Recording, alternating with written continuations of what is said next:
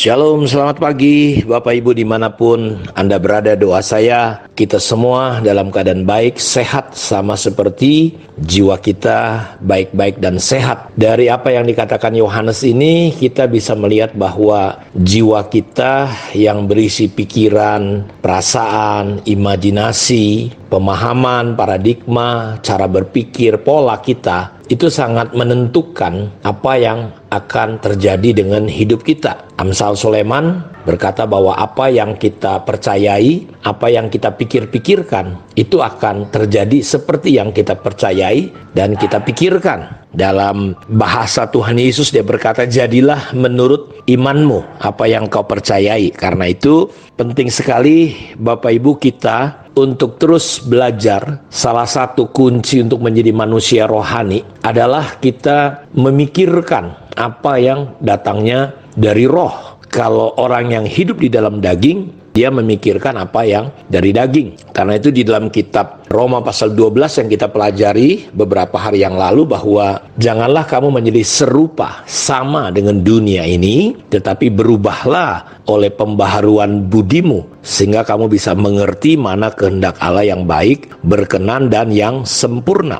Dalam perjalanan hidup kita akan sulit bisa membedakan, bertumbuh di dalam membedakan mana yang baik, berkenan, dan sempurna kalau kita tidak mengizinkan untuk kita memperbaharui pikiran kita. Dan untuk bisa memperbaharui pikiran kita, langkah awalnya adalah kita tidak boleh sama dengan dunia.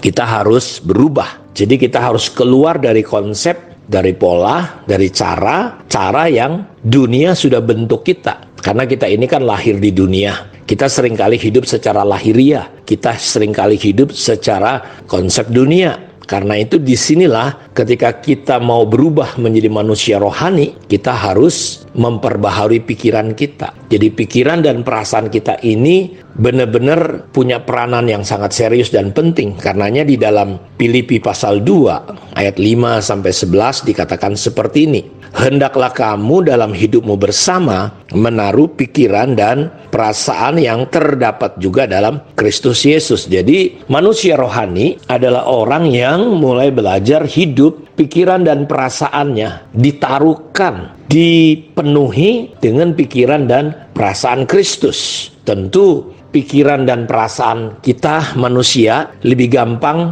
mengikuti pola-pola daging dan pola-pola dunia ini. Tetapi disinilah kita disuruh, seperti kata Rasul Paulus kepada gereja di Filipi, dalam hidup kita bersama kita perlu menaruhkan pikiran dan perasaan yang ada di mana? Yang ada di pikiran dan perasaan Kristus, yang walaupun dalam rupa Allah tidak menganggap kesetaraan itu sebagai milik yang harus dipertahankan. Jadi pikiran dan perasaan Kristus, saudara, adalah dia tidak mempertahankan. Pikiran dan perasaan kita sebagai manusia adalah kita cenderung dalam hidup kita mempertahankan hak-hak kita, pencapaian kita, nama baik kita, reputasi kita. Kita seringkali mempertahankan. Dan itulah bedanya pikiran Kristus dengan pikiran manusiawi kita. Tapi kita di sini disuruh masukkan, taruhkan pikiran dan perasaan Kristus. Dia tidak mempertahankan haknya.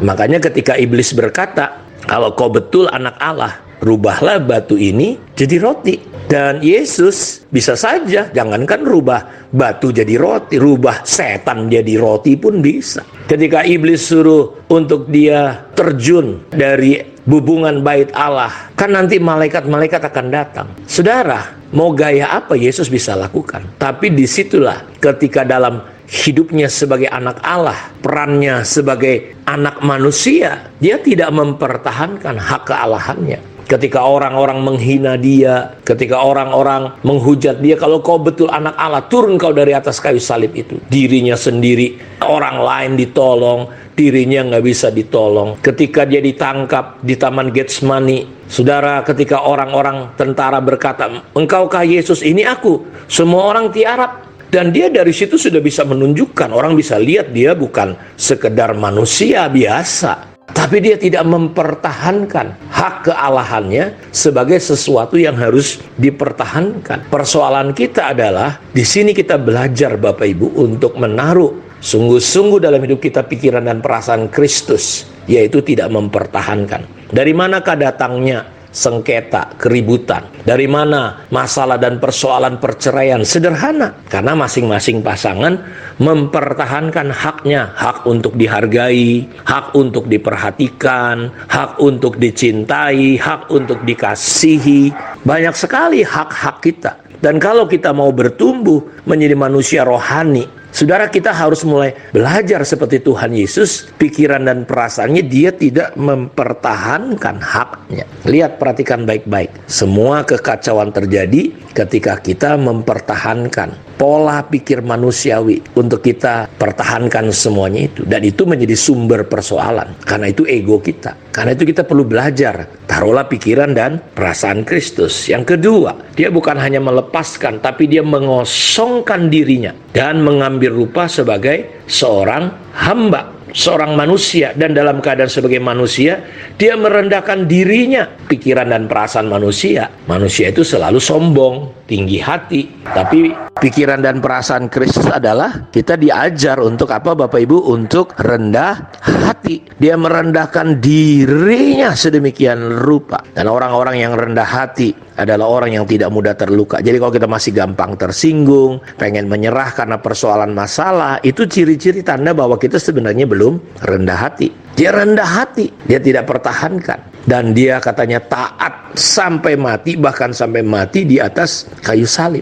Pikiran dan perasaan Yesus ini yang ada dalam dunia ini kita masukkan terus dalam imajinasi kita, pikiran kita, pola kita, perasaan kita. Taat sampai mati. Ya, taatnya bukan hanya ketika masalahnya enjoy, enak gitu. Tapi ketika dia dalam puncak penderitaannya, dia tetap taat. Dia berkata, kalau boleh lalukanlah cawan ini ya Bapa, tapi bukan kehendakku, tapi kehendakmu yang jadi. Kita lihat, ya, dia taat sama Bapaknya. Apakah saudara taat? Apakah saudara hidup di dalam ketaatan yang sungguh? Sehingga kita bisa praktekkan 2 Korintus 10 ayat 6, bahwa kita bisa menghukum kedurhakaan. Kapan?